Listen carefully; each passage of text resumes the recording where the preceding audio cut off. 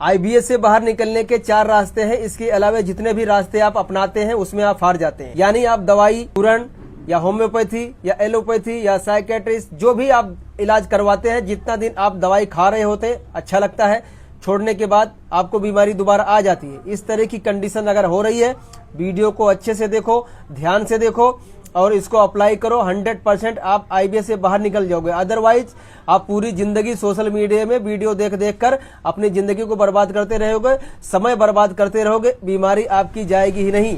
क्यों?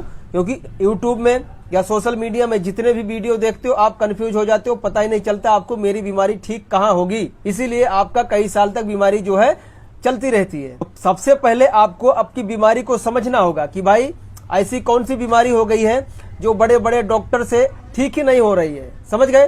पहला सवाल ये आपके दिमाग में उठना हो चाहिए, खड़ा होना चाहिए कि कौन सी ऐसी बीमारी है जो बड़े से बड़े डॉक्टर, बड़े से बड़े साइकेट्रिस्ट, बड़े से बड़े गैस्ट्रोएंटरोलॉजिस्ट हमको ठीक नहीं कर पा रहे हैं। समझ गए? तो उसको जब आप अच्छे से ध्यान से देखोगे, ऑब्जर्व करोगे, फिर क्या होगा कि आपकी नाभि जो है ऊपर की तरफ खिसकी हुई मिलेगी। यानी कि ये नाभि है, नाभि का जो 1 नंबर का पॉइंट मैंने लिखा है यहाँ पर, इस पॉइंट पर आपको जब दबाओगे अंदर से इस तरह से पेल्पिटेशन होता रहेगा, धड़कन होता रहेगा, यानी कि आपकी नाभि खिसकी हुई है। पहला तरीका ये है, आपको जो आईबीएस ठीक होगा उसका पहला सीढ़ी है चढ़ने का रास्ता, कि आपको पता होना चाहिए कि आपकी नाभि खिसकी हुई है। मैं 7 सालों से काम कर रहा हूँ, 7 साल मैंने खुद भी बीमारी को झेला। पहला जो एक्सपीरियंस है कि सभी पेशेंट की नाभि खिसकी हुई रहती है। समझ गए?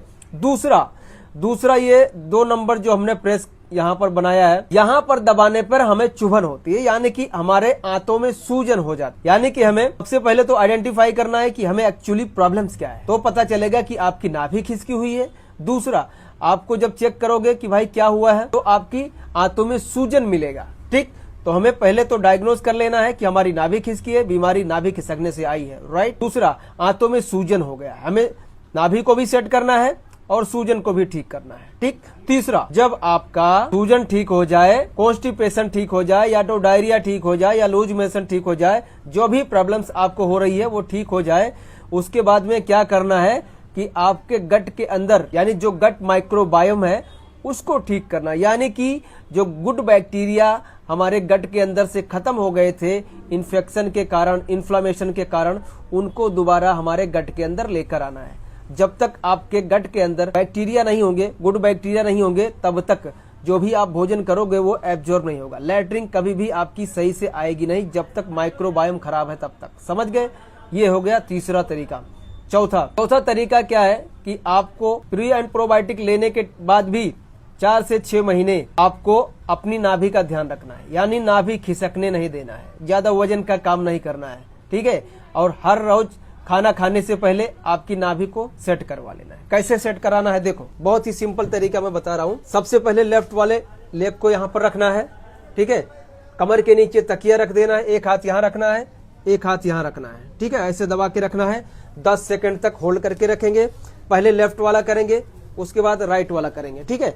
इस तरह से दबा के रख। तो 3 राउंड लेफ्ट वाला करना है और 3 राउंड राइट वाला कर देना। ये आप 4 से 6 महीने अगर करवाते रहे ना, मैं गारंटी देता हूं कि आपका आईबीएस भाग जाएगा। आप ये जो सोशल मीडिया में वीडियो देख देख कर इधर उधर के दिमाग को खराब करके बैठे हो, डिप्रेशन में चले गए हो, इससे आपका कोई बीमारी जाने वाला नहीं है। ठीक है।